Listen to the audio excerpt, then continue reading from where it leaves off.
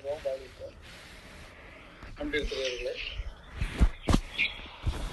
தொடர்ந்து ஞான வெளி சிந்தனையில் இல்லையா நாம் சிந்தித்து வருவது ஞானம் எந்த வகையில் நமக்கு வாழ்வியலில் கை கொடுக்கும். அதை பல பல கோணத்தில் பார்க்கிறோம். இறையடியார்களுடைய தன்மை, வாழ்வின் வெற்றிக்கு ஞானம் எப்படி கை கொடுக்கும் இல்லையா. இப்ப நம்முடைய சிந்தனை என்பது உலக வாழ்வில் இருந்து ஞானத்தில் செல்பவர்கள் எந்த விதத்தில் மாறுபடுகிறார்கள், ரொம்ப பேசிக் டிஃபரன்ஸ் பிட்வீன் தம். உலக வாழ்வில் வாழ்பவர்களிடம் இருந்து ஞானத்தில் போகுபவர்கள் அல்லது செல்பவர்கள் அல்லது பயணிப்பவர்கள் எந்த விதத்தில் மாறுபடுகிறார்கள், அது ரொம்ப முக்கியம்.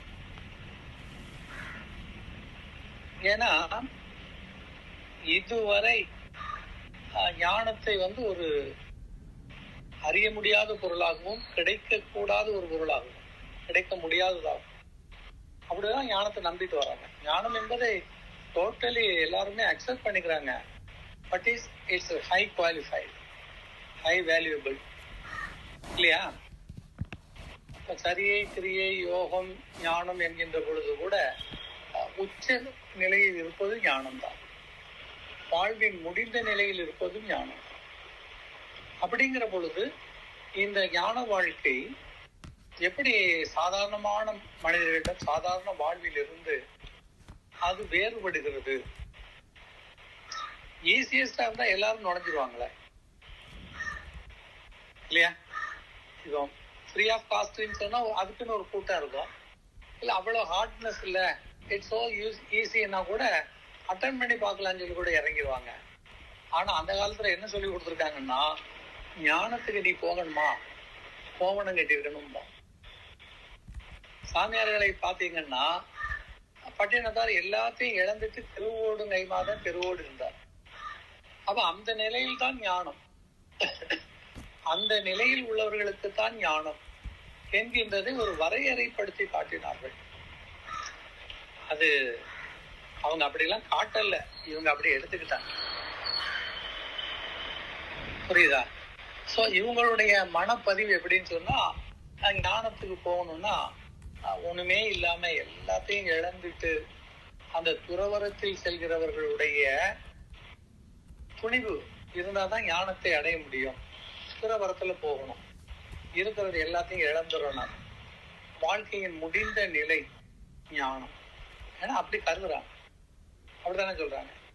நீங்க உங்க குடும்பத்துல உள்ளவங்கள்ட்ட கொஞ்சம் பெரியவங்கள்ட்ட சொன்னீங்கன்னா, உனக்கு எதுக்குடா இப்போ இது ஞானத்துக்குலாம் ஒரு காலம் இருக்குது, அது அட்டையில போற நேரத்துல உள்ளது இல்ல, இப்போ ஒழுங்கா படி, வேலை பாரு, கல்யாணம் பண்ணு, பிள்ளையை பத்துக்குவா இல்ல.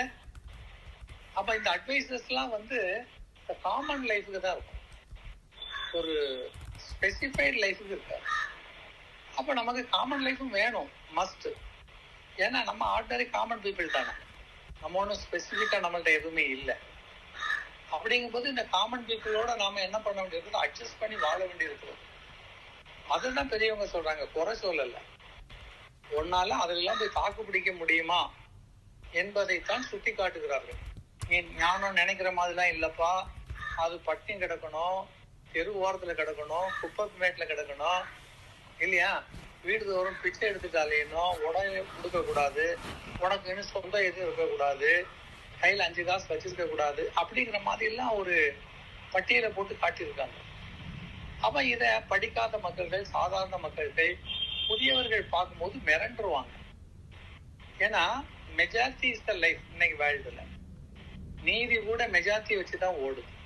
அப்ப அவன் என்ன பாக்குறான்னா, ஒரு தெருல பாக்குற பொழுது அந்த எல்லாருமே பட்டாடைகளும் பணப்புழக்கமும் கார் பரிவாரமும் இல்லையா, சொந்த பந்தங்களும் உறவுகளோட ஒரு அதிகார தோரணத்தோடு இருந்தாதான் வாழ்க்கைங்கிறத காட்டிட்டு இருக்கும்போது, ஒரே ஒருத்தர் தெரு ஓரத்துல குப்பையில கிடந்து பொறுக்கிட்டு இருக்கான், அவன் தான் ஞானின்னு இவங்க சுட்டி காட்டுறாங்க, சித்தர்னு சொன்னா, இவன் ரெண்டுல எதை ரசிப்பான்?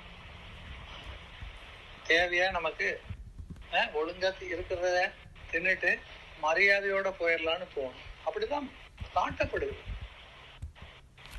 ஆனா உண்மை நிலை அதுவா இல்லை. அதை தெரிஞ்சுக்கணும். உண்மை நிலை அதுவான்னா இல்லை. நீங்க குப்பை தொட்டியில போய் பொறுக்கிட்டு இருக்கவன போய் சித்தர்னு சொன்னீங்கன்னா இட்ஸ் ராங். அதை தான் நான் எதிர்க்கிறேன். தெளிவா முதல்ல தெரியணும்.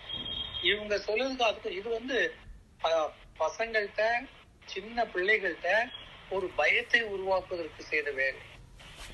நீ அங்க போயிட்டேன்னா தனியா போயிருவ, சுடுகாட்டுல போய் தான் படுக்கணும், காட்டுல தான் போகணும், யாரும் உன் வாழ்க்கையை கை கொடுக்க மாட்டாங்க மாதிரி எல்லாம் ஒரு பிம்பத்தை உருவாக்கி விட்டார்கள். அப்ப நமக்கு எப்படி இருக்கும்? எதுக்கு வம்புக்கு? ஆனா ஒரு ஆசையை லேசா தொட்டு வச்சிருப்பாங்க. நீ இறைவனை நினைக்கணும், ஒழுக்கமா இருக்கணும், தூய்மையா இருக்கணும், இல்லையா, இறை வழியில செல்லணும். அதுக்கு என்ன கத்து கொடுத்துட்டாங்கன்னா, இவன் வாழ்க்கையினுடைய லட்சணத்தை தான் கொஞ்சம் சாமிகிட்ட போய் என்ன பண்ணோம், நீ சுண்டல் திங்க, அது கொஞ்சம் கொடுத்துட்டு நீ தின்னு. சாமிக்கு கொஞ்சம் சுண்டல் கொடுத்தா முடிஞ்சு போச்சு. சாமிக்கு ஒரு படைப்பை போட்டு நீ சாப்பிட்டா முடிஞ்சு போச்சு. சாதாரண வாழ்க்கையில தான் அங்க கத்து கொடுக்குறான்.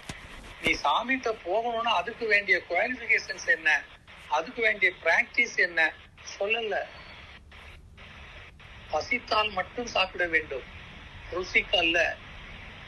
உடம்பு இயக்கத்திற்காக சாப்பிட வேண்டும். கண்டதையெல்லாம் சாப்பிடக்கூடாது, இருக்குதுன்னெல்லாம் உள்ள கொட்டக்கூடாது, இல்லையா? அது கல்யாணம் ஆனாலும் காடாத்தானாலும் அங்க பந்தி பரிவாரங்கள் கூடாது. ஏன்னா அந்த உடம்பு என்ன ஏத்துக்கணுமோ அதை தான் சாப்பிடும். எல்லாம் வச்சிருக்காங்கன்னு சொல்லி அவனை கொண்டு காட்டி சுகர்காரனை கொண்டு போய் ஸ்வீட் கடை முன்னால் நிறுத்தினா எப்படி இருக்கும்? நாங்கள் எச்சிதான் முடியும், திங்க முடியாது. பரிதாபம். அப்போ எப்படி அந்த வாழ்வியலை அமைப்பது என்று தெரியாத முறையில சென்று கொண்டிருக்கிறது. ஆசை ஒரு புறம், தேவை ஒரு புறம். தேவை என்பது இந்த பிறப்பிற்கு என்ன வேண்டும், அது தேவை. ஆசை என்பது எப்படி நாம் மற்றவர்கள் மத்தியில் நம்மளை அடையாளப்படுத்தி வாழ்வது, அது ஆசை. இந்த ரெண்டுக்கு வித்தியாசத்தை நல்லா தெரிஞ்சுக்கணும்.